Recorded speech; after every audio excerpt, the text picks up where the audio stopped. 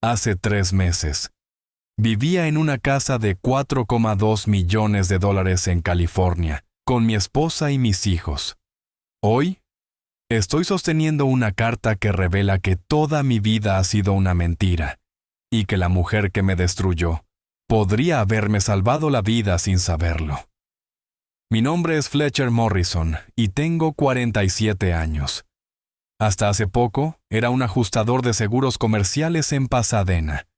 El tipo de persona que pasaba los días evaluando los desastres de otros y ayudándolos a reconstruir. Tenía lo que todos llamarían el sueño americano. Una hermosa esposa llamada Cordelia, con quien había estado casado por 18 años. Hijos gemelos, Quinlan y Brenna, de 16 y 14 años. Inteligentes, y el centro de mi universo.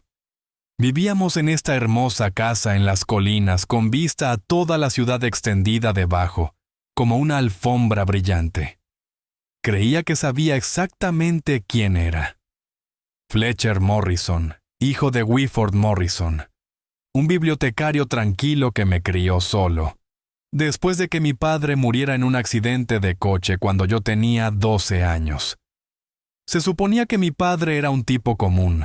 Trabajaba en la construcción, murió demasiado joven, y dejó a mi madre encargada de criar a un hijo con el salario de un bibliotecario. No tuvimos mucho creciendo en Ohio, pero mamá siempre se aseguraba de que tuviera lo que necesitaba. Era el tipo de mujer que recordaba los cumpleaños de todos, que mantenía los álbumes de fotos organizados por año, que se aseguraba de que comiera mis verduras y hiciera mi tarea. Cordelia fue mi novia de la secundaria. Nos conocimos cuando yo tenía 17 y ella 16. Nos enamoramos como lo hacen los adolescentes, con todo lo que teníamos. Ella era ambiciosa, hermosa, el tipo de mujer que podía entrar en una habitación y captar la atención sin esfuerzo. Después de la universidad, se dedicó al sector inmobiliario y era increíblemente buena en ello. Construimos esta vida juntos, ladrillo por ladrillo, año tras año. Llegaron los niños. Nos mudamos a California por mejores oportunidades. Compramos la casa de ensueño. Inscribimos a Quinlan y Brenna en escuelas privadas. Quinlan era nuestro atleta estrella, 1,88 y con el físico de su abuelo, según parecía, aunque nunca conocí a mi padre lo suficiente para asegurarlo. Jugaba baloncesto varsity y ya tenía universidades siguiendo su desempeño desde segundo año. Brenna era la artista de la familia, como mi madre lo había sido en su manera tranquila. Podía dibujar cualquier cosa, tenía una forma de ver el mundo que te hacía detenerte y mirar las cosas de manera diferente. Durante 47 años, esta fue mi historia. Esto era quien era yo. Fletcher Morrison, hombre de familia, ajustador de seguros, el chico de Ohio que lo había logrado en California. No tenía ninguna razón para cuestionar nada de eso. Luego, todo empezó a desmoronarse. Comenzó hace unos 18 meses con pequeñas cosas. Cordelia recibía llamadas y salía a atenderlas. Llegaba a casa cada vez más tarde, diciendo que tenía nuevos clientes, negocios más grandes. Comenzó a mirarme diferente, como si fuera un extraño al que intentaba descifrar. La calidez que compartíamos durante casi 2 décadas comenzó a enfriarse grado a grado, hasta que sentí que vivía con alguien que apenas toleraba mi presencia. Los niños también lo notaron. Quinlan me preguntaba por qué mamá parecía estar enojada todo el tiempo. Brenna pasaba más tiempo en su habitación, dibujando cuadros más oscuros, retratos de familias que parecían rotas incluso cuando sonreían. Yo seguía pensando que era una fase, quizás crisis de mediana edad temprana, estrés laboral. Intenté hablar con Cordelia, planear citas, hacer todo lo que se me ocurría para reconectar con la mujer que había amado desde adolescente. Nada funcionó. Si acaso, mis esfuerzos parecían hacerla más distante, más hostil. Luego llegaron los papeles del divorcio. No solo los papeles del divorcio, sino un ataque total a todo lo que creía saber sobre mí mismo. Según el abogado de Cordelia, yo era un adicto al juego que ocultaba deudas enormes. Era financieramente irresponsable, posiblemente peligroso, ciertamente incapaz de tener la custodia de nuestros hijos.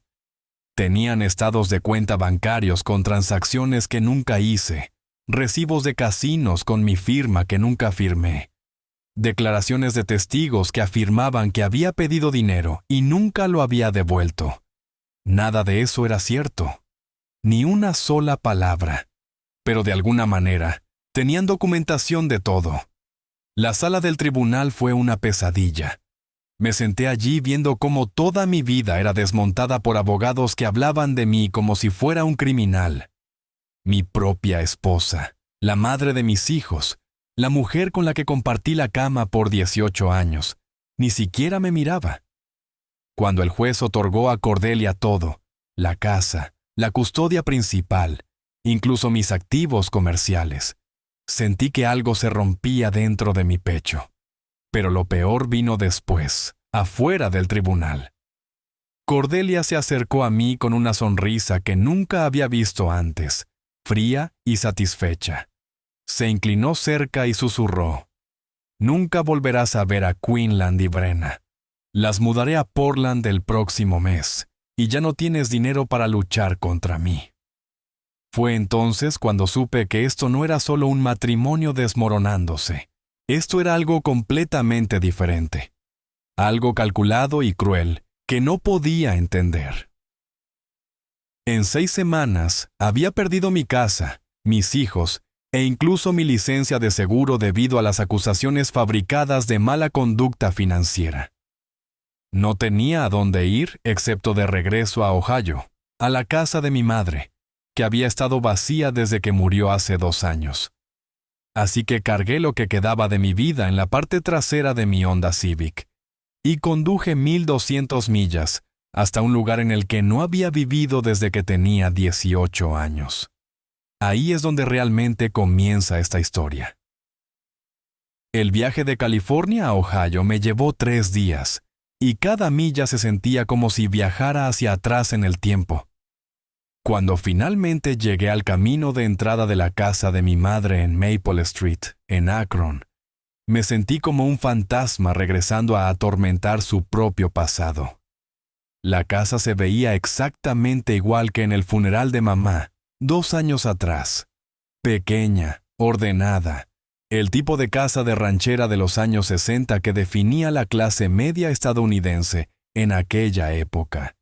Revestimiento blanco, persianas negras, un porche delantero lo suficientemente grande para 2 sillas y una mesita pequeña donde mi madre solía sentarse cada noche con su té, y el libro que estuviera leyendo de la biblioteca. Me quedé en el auto mucho tiempo antes de atreverme a entrar. Esto se suponía que fuera temporal, solo un lugar para reagruparme mientras decidía cómo recuperar mi vida. Pero sentado allí, mirando esa modesta casa, no podía evitar pensar en lo lejos que había caído. Hace 3 meses podía ver el centro de Los Ángeles desde mi ventana. Ahora, miraba los gnomos del jardín de la señora Patterson al otro lado de la calle. Mi madre, Wilfred Morrison, había vivido en esta casa durante 35 años. La compró cuando yo tenía 12, justo después de que mi padre muriera, usando el dinero del seguro de vida y los pocos ahorros que habían logrado juntar. Fue una compra que representaba más esperanza que lógica. Una madre soltera con el salario de una bibliotecaria tomando una hipoteca, porque creía que su hijo merecía un patio trasero y su propia habitación. Mamá era la persona más fuerte en silencio que jamás había conocido. Nunca volvió a casarse después de la muerte de papá. Ni siquiera salió con alguien, hasta donde yo sé. Se entregó por completo a criarme y a su trabajo en la sucursal central de la Biblioteca Pública de Akron. Todas las mañanas me preparaba el desayuno y empacaba mi almuerzo. Luego caminaba 6 cuadras hasta el trabajo, llevando su propio almuerzo en una bolsa de papel marrón. Cada noche llegaba a casa con un montón de libros bajo el brazo. Algunos para el trabajo, otros por placer, algunos porque pensaba que podrían gustarme. Tenía una manera de hacer que nuestra pequeña vida se sintiera rica y plena. No teníamos dinero para vacaciones lujosas, así que creaba aventuras en nuestro propio patio trasero. Armábamos la tienda de campaña y acampábamos bajo las estrellas. Y ella me contaba historias sobre las constelaciones mientras compartíamos un termo de chocolate caliente. Cuando me interesé por los aviones de modelismo, trabajaba horas extra en la biblioteca para comprarme los kits. Y luego se sentaba conmigo en la mesa de la cocina, ayudándome a pintar los detalles más pequeños, aunque su vista no era buena. Lo que más recuerdo de mi madre era cómo parecía tener esta certeza tranquila sobre todo. Siempre sabía exactamente cuánto dinero teníamos, exactamente cuándo debían pagarse las cuentas, exactamente lo que necesitaba antes de que yo mismo lo supiera. Para una mujer que había quedado viuda joven y debía criar a un hijo sola, nunca parecía preocupada ni abrumada. Simplemente manejaba lo que necesitaba manejar con una competencia tranquila, que me hacía sentir seguro de una manera que no aprecié del todo, hasta que me convertí en padre yo mismo. Lo extraño era que siempre parecía que teníamos justo suficiente dinero. Nunca mucho, pero tampoco la escasez desesperada que uno esperaría del salario de una madre soltera bibliotecaria. Cuando necesitaba ropa escolar, había dinero para ropa escolar. Cuando el auto se rompía, lo reparaba. Cuando quería ir a la universidad, de alguna manera lo hacía posible también, aunque nunca explicó exactamente cómo había logrado ahorrar lo suficiente. Le pregunté una vez, cuando tenía 20 años, recién casado con Cordelia y empezando a entender lo cara que podía ser la vida. «Mamá, ¿cómo lo hiciste? ¿Cómo lograste darme todo lo que necesitaba con lo que pagaba la biblioteca?» Ella solo sonrió, esa sonrisa tranquila suya, y dijo, «Encuentras la manera cuando alguien que amas depende de ti. Eso es lo que hacen los padres. Ahora, al abrir la puerta principal y entrar en su casa por primera vez desde el funeral, podía oler su presencia en todas partes. Esa mezcla de jabón de lavanda y libros antiguos que siempre significó hogar para mí. Los muebles estaban exactamente donde los había dejado. Sus gafas de lectura seguían sobre la mesa auxiliar junto a su sillón favorito. El último libro que había estado leyendo, una novela de misterio sobre un bibliotecario que resolvía crímenes, estaba abierto sobre la mesa de café con un marcador aún señalando su lugar. Al caminar por esas habitaciones familiares, sentí el peso de todo lo que había perdido presionándome como algo físico. Mis hijos estaban a 1000 millas de distancia, probablemente escuchando cosas terribles sobre su padre. Mi esposa se había convertido en una extraña que parecía odiarme con una intensidad que no podía comprender. Mi carrera estaba destruida, mi reputación en ruinas, mi cuenta bancaria vacía, pero parado en la sala de estar de mi madre, rodeado de sus libros y fotografías, y de la tranquila dignidad de la vida que había construido para nosotros, tomé una decisión.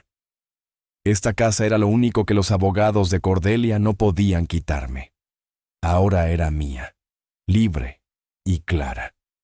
Un regalo de una mujer que había pasado toda su vida adulta, asegurándose de que tuviera algo sólido sobre lo que apoyarme.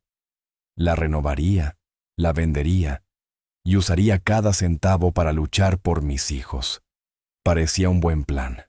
No tenía idea de que estaba a punto de descubrir que mi madre me había dejado algo mucho más valioso que bienes raíces. Los procedimientos de divorcio comenzaron 8 meses después de que Cordelia pidiera por primera vez un tiempo para pensar. Debería haberlo visto venir, pero aún creía que podíamos arreglar las cosas. Todavía pensaba que esto se trataba de nuestro matrimonio, y no de algo mucho más oscuro. Nunca olvidaré la mañana en que me entregaron los papeles. Me estaba preparando para el trabajo. La misma rutina que había tenido durante 15 años. Café, ducha, un beso de despedida a Cordelia, aunque ella apenas me había reconocido durante meses. Tocaron el timbre a las 7:30, y allí estaba un notificador con un sobre que destruiría todo lo que creía saber sobre mi vida. La petición no solo pedía el divorcio, pedía todo. La custodia completa de Quinlan y Brenna, la casa, mis activos comerciales, incluso mis cuentas de jubilación. Pero lo que me heló la sangre fueron las acusaciones. Según estos documentos, yo era un jugador compulsivo que ocultaba enormes deudas a mi familia. Afirmaban que había robado dinero de cuentas en fideicomiso de clientes para alimentar mi adicción. Me pintaban como financieramente irresponsable, emocionalmente inestable y potencialmente peligroso para mis propios hijos. Nada de eso era cierto. Tal vez había comprado 5 boletos de lotería en toda mi vida. Nunca había puesto un pie en un casino. Ni siquiera jugado póker con amigos. Había construido mi práctica de seguros sobre la confianza y la fiabilidad. Cada cuenta de cliente estaba limpia, cada centavo contabilizado. Pero de alguna manera la abogada de Cordelia tenía documentación de todo. Cuando la confronté esa noche, ella estaba empacando cajas en nuestro dormitorio con eficiencia mecánica. «Cordelia, ¿qué demonios es esto?». Le mostré los papeles de divorcio con las manos temblando. Adicción al juego. Robo. Sabes que nada de esto es cierto. Ni siquiera levantó la vista de doblar su ropa. Sé lo que sé, Fletcher. Los estados de cuenta bancarios no mienten. ¿Qué estados de cuenta? Muéstramelos. Fue entonces cuando finalmente se giró para mirarme, y vi algo en sus ojos que nunca había visto antes. No era ira ni dolor, sino algo frío y calculador que la hacía parecer una completa desconocida. «No eres el hombre con el que me casé», dijo en voz baja. «Tal vez nunca lo fuiste». Las siguientes 6 semanas fueron un torbellino de reuniones legales, revisión de documentos y ver cómo extraños diseccionaban mi vida. La abogada de Cordelia, una mujer elegantemente vestida llamada Patricia Voss, presentó pruebas que deberían haber sido imposibles de falsificar.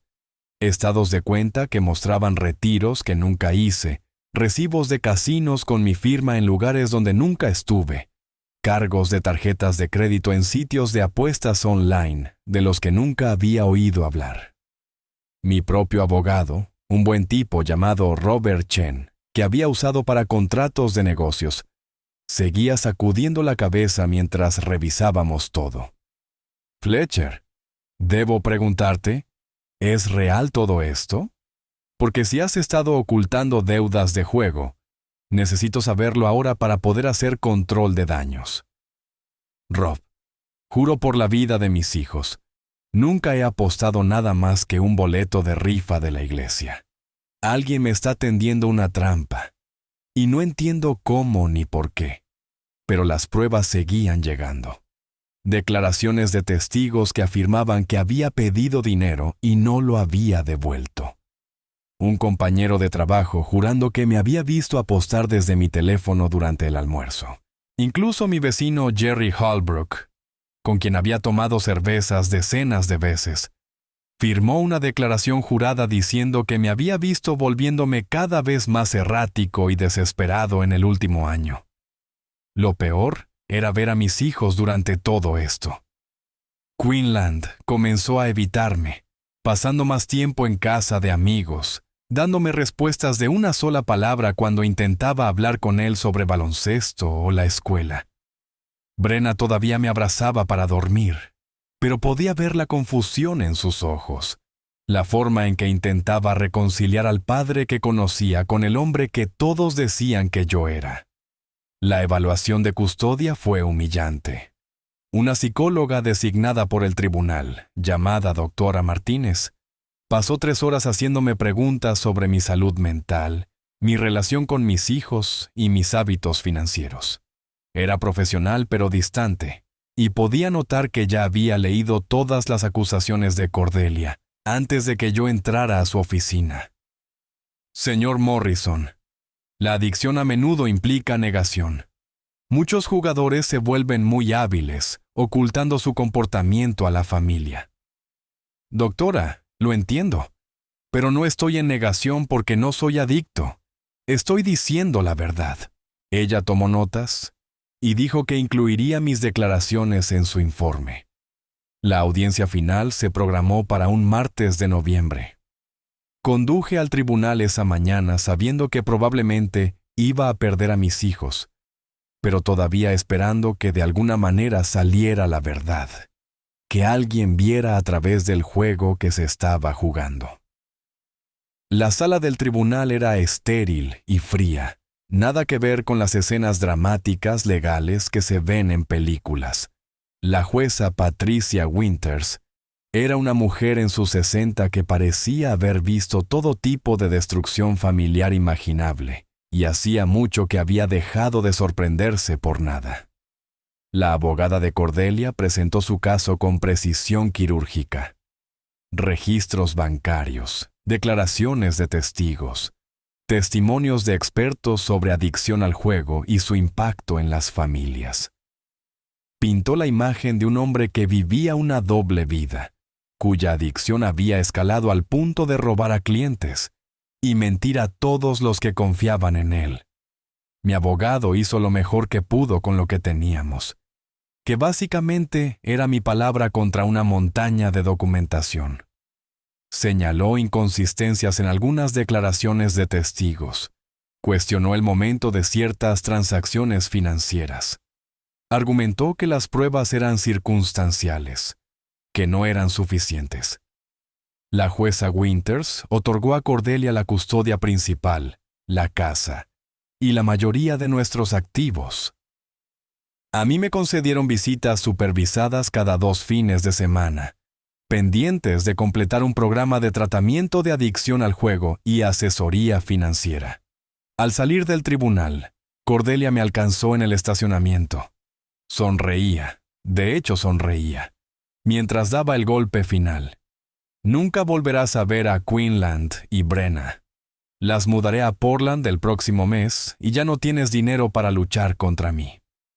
Esa noche me senté en mi apartamento vacío y traté de entender cómo mi vida se había vuelto irreconocible en menos de un año. Vivir en la casa de mi madre era como entrar en una cápsula del tiempo.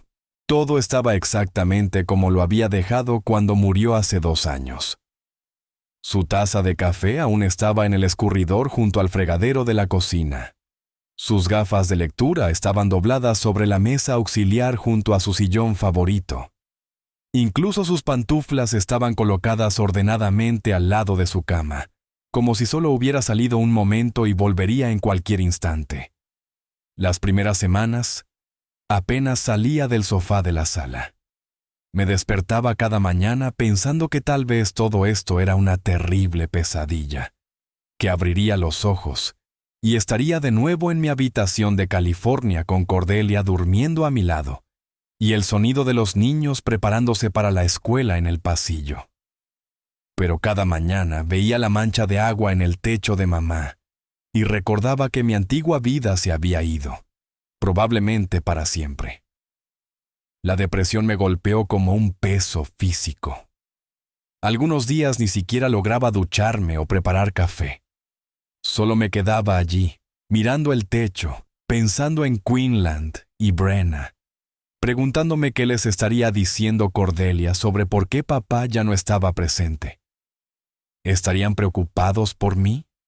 ¿Creerían que los había abandonado? ¿Creerían las mentiras sobre el juego y el robo? Pero después de aproximadamente un mes de sentir lástima por mí mismo, algo dentro de mí se rompió. Tal vez era la voz de mi madre en mi cabeza. La forma en que solía decirme que los problemas no se resuelven deseando que desaparezcan. Tal vez era solo el instinto básico de supervivencia. Lo que fuera, me di cuenta de que si iba a tener alguna oportunidad de recuperar a mis hijos, necesitaba dinero. y el único activo que me quedaba era esta casa. El lugar necesitaba trabajo. Mamá había hecho todo lo posible por mantenerlo durante los años, pero tenía más de 70 años cuando murió, y algunas cosas se habían ido deteriorando. Los gabinetes de la cocina necesitaban restauración, el baño necesitaba modernizarse, y toda la casa podía usar una capa de pintura nueva por completo. Si iba a venderla por suficiente dinero para financiar una batalla legal, tenía que hacer que brillara. Me lancé al trabajo de renovación con una energía desesperada. Quité el papel tapiz, lijé los pisos, pinté cada habitación. Trabajar con mis manos se sentía bien después de meses, sentado en oficinas de abogados, sintiéndome impotente. Cada clavo que martillaba, cada pared que pintaba era un pequeño acto de resistencia contra las personas que habían intentado destruirme. El sótano fue la última área que abordé. Mamá lo había usado principalmente para almacenamiento, y estaba lleno de cosas acumuladas durante décadas. Cajas de decoraciones navideñas, viejos álbumes de fotos, mis proyectos escolares de primaria que ella había guardado por alguna razón. Revisar sus cosas era emocional, pero también curiosamente reconfortante. Me recordaba quién era realmente, de dónde venía, la mujer que me había criado para ser honesto, trabajador y decente. Fue entonces cuando noté algo extraño cerca de la caldera. El sótano tenía un rincón donde estaba la vieja caldera de petróleo, convertida a gas en algún momento de los años 90, pero nunca movida de su posición original. Pero el piso de concreto alrededor se veía diferente al resto del sótano. Había marcas de rasguños que parecían recientes, y cuando me arrodillé para examinarlas más de cerca, pude ver que el polvo se había asentado en patrones que no tenían mucho sentido. Parecía que la caldera había sido movida, y recientemente eso era imposible. Mamá había muerto hace 2 años, y antes de eso había estado demasiado frágil para mover algo más pesado que un libro. La caldera debía pesar varios cientos de libras. No había manera de que ella la hubiera movido sola, y no podía pensar en ninguna razón por la que hubiera querido hacerlo. Pero la evidencia estaba justo frente a mí. Los rasguños en el concreto, los patrones de polvo, incluso algunas marcas en la caldera que parecían recientes. Pasé buena parte de la tarde tratando de mover esa cosa. Tuve que desconectar la línea de gas, lo que me aterrorizó, y usar un carrito para muebles y mucho apalancamiento para desplazarla unos 3 pies de la pared.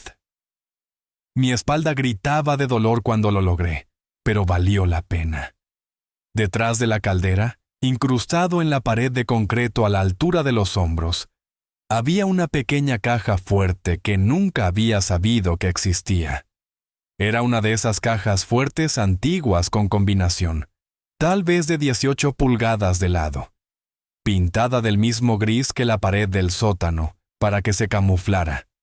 El metal estaba liso y desgastado en algunos lugares, como si se hubiera abierto muchas veces a lo largo de los años. No había nombre de marca visible, nada que indicara cuán vieja era o de dónde venía. Me quedé mirando esa caja fuerte durante probablemente 20 minutos, con la mente corriendo. ¿Cuánto tiempo había estado allí? ¿Por qué mi madre nunca me lo había mencionado? ¿Qué había dentro que fuera lo suficientemente importante para esconder detrás de una caldera? La cerradura de combinación tenía números del 0 al 99. Eso significaba 10,000 combinaciones posibles, lo que podría tomar una eternidad para descifrar. Pero mientras la miraba, recordé algo que mi madre solía hacer. Cada año, en mi cumpleaños, el 15 de marzo, me llamaba exactamente a las 7:23 de la mañana. Ni a las 7:30, ni a las 7:15, sino a las 7:23 en punto. Siempre decía que era porque ese era el momento exacto en que nací, y quería celebrar el preciso instante en que llegué al mundo. 15 de marzo de 1977, 03577. Mis manos temblaban mientras giraba el dial. Derecha a 03, izquierda a 15, derecha a 77. Por un momento, no pasó nada. Luego escuché un suave clic y la pesada puerta se abrió. Lo que encontré adentro cambió todo lo que creía saber sobre mi vida. La caja fuerte era más profunda de lo que parecía desde afuera, y estaba llena hasta el tope. Lo primero que vi fue dinero, más efectivo del que jamás había visto en un solo lugar. Fajos de billetes de $100 atados con bandas elásticas, algunos viejos y amarillentos, otros nítidos y nuevos. Mis manos temblaban mientras los sacaba, contando mientras lo hacía. $847,000 para ser exactos. Debajo del dinero había documentos, múltiples licencias de conducir, todas con la foto de mi madre, pero con nombres diferentes. Isabela Reyes de Nuevo México, María Santos de Arizona, Catherine Walsh de Nevada. Las fotos mostraban a mi madre a diferentes edades, pero era definitivamente ella. Versiones más jóvenes de la tranquila bibliotecaria que me había criado, pero con algo más duro en la mirada. Algo vigilante que nunca había notado mientras estaba viva. Había tarjetas de seguro social que coincidían con las licencias, certificados de nacimiento, incluso un pasaporte de Isabela Reyes fechado en 1988. Todos parecían completamente auténticos, no falsificaciones, sino documentos oficiales. Mi madre, Wilfred Morrison, aparentemente había estado viviendo bajo múltiples identidades durante décadas. En el fondo de la caja fuerte había un sobre sellado con mi nombre escrito con la cuidadosa letra de mi madre. Mi nombre real, no algún alias, solo Fletcher, escrito como lo había visto en tarjetas de cumpleaños y listas de compras durante toda mi vida. Me senté pesadamente en el piso del sótano y rasgué el sobre. Dentro había 3 páginas de la escritura de mi madre. Y la primera línea hizo que mi sangre se congelara. Mi querido Fletcher, si estás leyendo esto, finalmente te han encontrado. Y yo ya no estoy aquí para protegerte. La carta continuaba y destruía todo lo que había creído sobre mi vida. Tu verdadero nombre es Fletcher Castellano. Tu padre no murió en un accidente de coche cuando tenías 12 años. Su nombre era Vincent Castellano. Y fue asesinado por la familia criminal Torino en Chicago el 18 de septiembre de 1989. Había presenciado su asesinato porque se suponía que yo debía morir con él. En cambio, corrí. Te tomé a ti y corrí. Y 3 meses después testifiqué contra los hombres que mataron a tu padre ante un gran jurado federal. Tuve que dejar de leer por un momento. Mis manos temblaban tanto que apenas podía sostener el papel. Vincent Castellano, no Vincent Morrison, trabajador de construcción que murió en un accidente de tráfico, sino Vincent Castellano, asesinado por la mafia. Y mi madre no había sido solo una viuda intentando llegar a fin de mes. Había sido testigo en un caso federal. La carta continuaba. Ingresamos al programa de protección de testigos en enero de 1990. Me convertí en Wilfred Morrison. Tú te convertiste en Fletcher Morrison. Y nos mudamos a Akron, Ohio, para empezar de nuevo. El gobierno nos dio nuevas identidades, un modesto acuerdo económico para ayudarnos a establecer nuestras nuevas vidas y la promesa de que estaríamos seguros mientras nunca contactáramos a nadie de nuestra vida anterior o reveláramos quiénes éramos realmente. Todo empezaba a tener sentido. La forma en que mi madre siempre parecía tener justo suficiente dinero a pesar de su salario de bibliotecaria.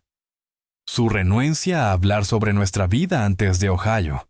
La manera en que me enseñó a no confiar demasiado rápido en extraños, a no revelar demasiada información personal, a estar siempre atento a mi entorno. Pensé que solo estaba siendo protectora.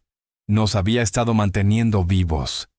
El dinero en esta caja fuerte es lo que queda de nuestro acuerdo con el gobierno, más el dinero que ahorré durante los años viviendo con cuidado. Pero Fletcher, Hay algo más que necesitas saber. Algo que descubrí demasiado tarde para advertirte adecuadamente. Mi corazón latía tan fuerte que podía escucharlo en mis oídos. Contraté investigadores privados para que te vigilaran en California desde hace 3 años. No porque no confiara en ti, sino porque había escuchado rumores de que la gente estaba haciendo preguntas sobre la familia Castellano de nuevo. Lo que descubrieron me rompió el corazón. Tu esposa, Cordelia, ha estado trabajando con personas que nos han estado buscando durante décadas. Te encontraron primero y la usaron para acercarse a ti. La habitación comenzó a girar a mi alrededor. Cordelia, mi novia de secundaria, la madre de mis hijos, la mujer que había amado durante 20 años. Había estado trabajando con las personas que mataron a mi padre. No sé si entendía realmente en qué estaba involucrada, o si la manipularon de la misma manera que intentaron manipularte a ti. Pero los procedimientos de divorcio, las pruebas falsas sobre el juego, todo estaba diseñado para quebrarte financiera y emocionalmente, para que no tuvieras a dónde ir excepto volver a Ohio. Querían forzarte a venir aquí, al único lugar donde sabían que podría haber dejado algo que pudiera llevarlos a otros testigos o evidencia del caso original. Sentí que iba a vomitar. Cada cosa terrible que me había pasado en el último año. Perder mi casa, mis hijos, mi reputación. Todo había sido orquestado por personas que habían estado cazando a mi familia durante más de 30 años. Pero mi madre no solo me había dejado dinero y la verdad. Me había dejado una forma de luchar. Había un número de teléfono al final de la carta. Llama a Marshall Theodore Vance del servicio de Marshalls de E.U. Él ha estado esperando esta llamada desde el día en que morí. Dile que eres el hijo de Vincent Castellano y que estás listo para terminar lo que comenzamos. El número estaba escrito con tinta roja y subrayado 3 veces. Debajo, mi madre había escrito un mensaje final. Lo siento por no haberte dicho la verdad mientras estaba viva. Quería darte una vida normal. La oportunidad de ser feliz sin mirar por encima del hombro cada día. Pero siempre supe que este día podría llegar. Eres más fuerte de lo que crees, Fletcher. Vienes de una larga línea de personas que no retroceden ante las peleas, incluso cuando las probabilidades están en su contra. Tu padre estaría orgulloso del hombre en que te has convertido. Yo sé que sí. Usa el dinero sabiamente. Recupera a tus hijos. Y recuerda que a veces lo peor que te pasa te lleva exactamente al lugar donde necesitas estar. Me senté en el piso del sótano durante 1 hora, solo mirando la carta e intentando procesar lo que significaba. Toda mi vida había sido una mentira. Pero no del tipo que te disminuye. Una mentira que te protege hasta que eres lo suficientemente fuerte para enfrentar la verdad. Luego tomé mi teléfono y marqué a Marshall Theodore Vance.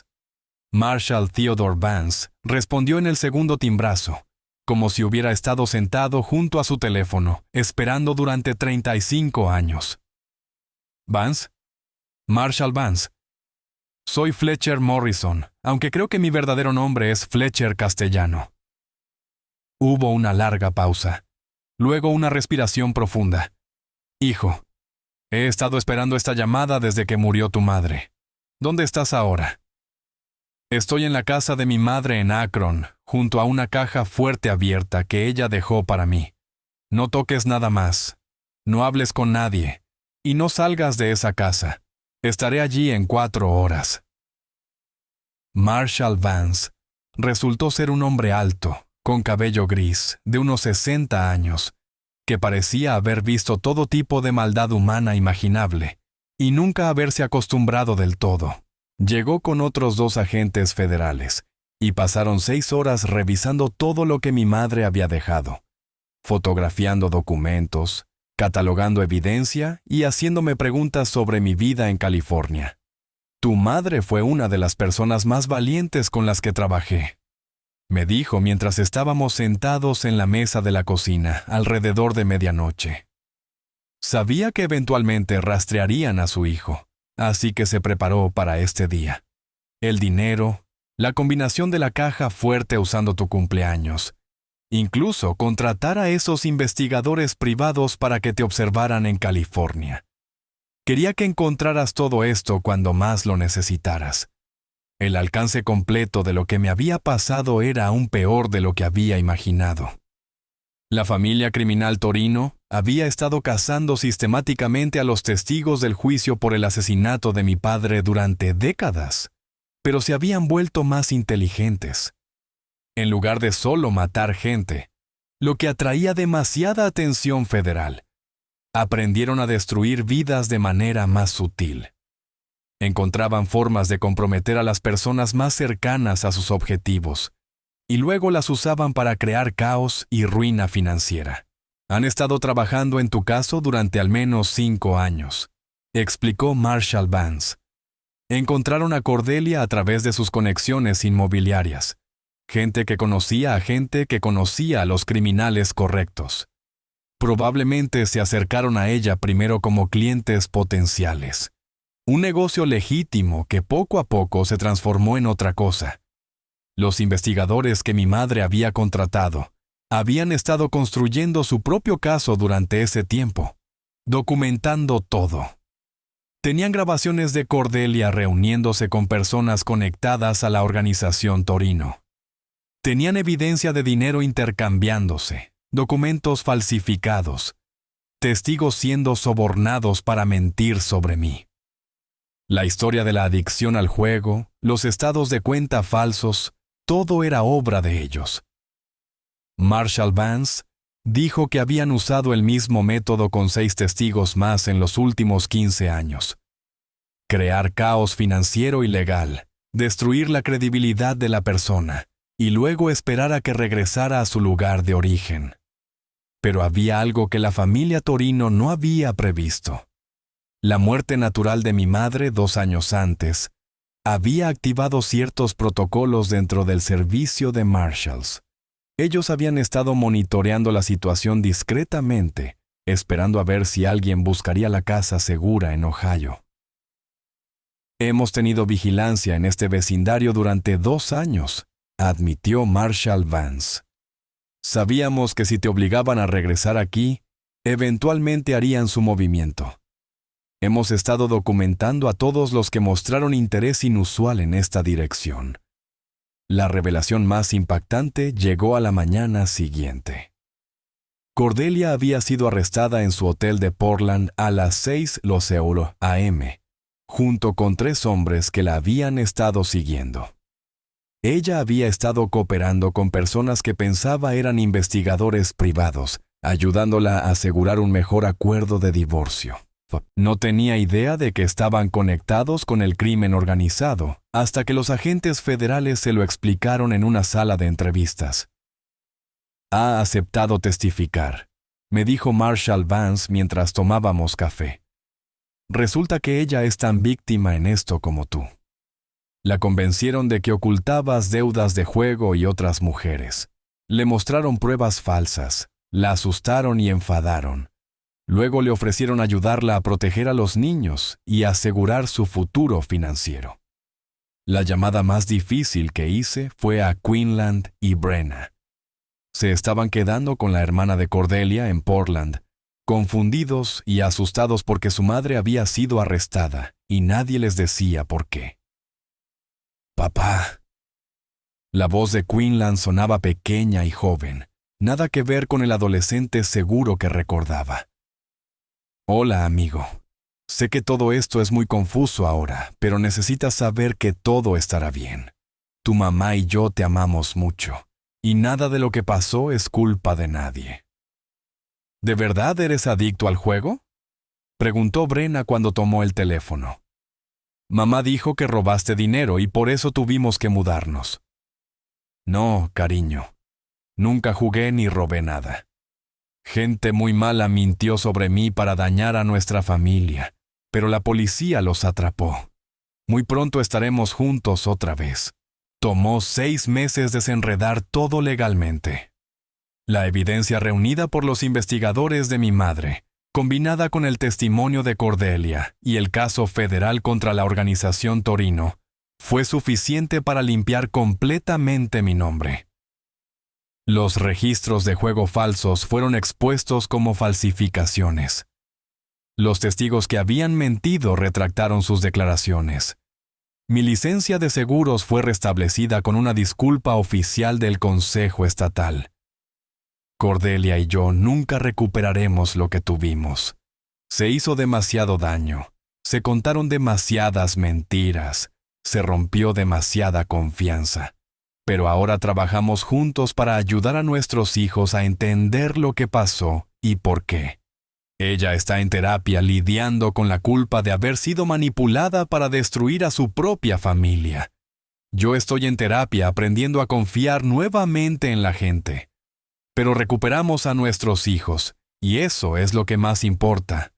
La casa en Ohio se vendió por suficiente dinero para comprar un lugar más pequeño en California y financiar cuentas universitarias para ambos niños. Queensland volvió al equipo de baloncesto, y su entrenador dice que varias universidades todavía están interesadas a pesar de la interrupción en su penúltimo año.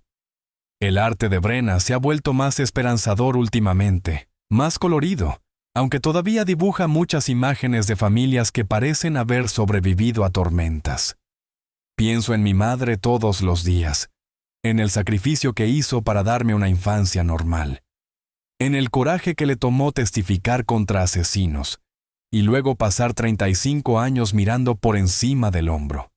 Me salvó la vida 2 veces, una cuando tenía 12 años y otra cuando tenía 47, y nunca tuve la oportunidad de agradecerle por ninguna de las dos. El caso Torino irá a juicio el próximo año, y testificaré igual que mi madre lo hizo hace tantos años. Esta vez, sin embargo, no estaré huyendo después. Esta vez, vamos a terminar lo que ella comenzó. A veces, lo peor que te pasa te lleva exactamente al lugar donde necesitas estar. Mi madre lo sabía, y se aseguró de que, incluso desde más allá de la tumba, pudiera proteger a su hijo. Si esta historia te tocó de alguna manera, compártela con alguien que necesite escucharla. Deja un comentario abajo y cuéntame sobre una vez en que alguien de tu familia te protegió de maneras que no entendiste hasta después. Y si quieres escuchar más historias sobre personas ordinarias, enfrentando circunstancias extraordinarias, suscríbete a este canal y activa la campana de notificaciones. Gracias por escuchar.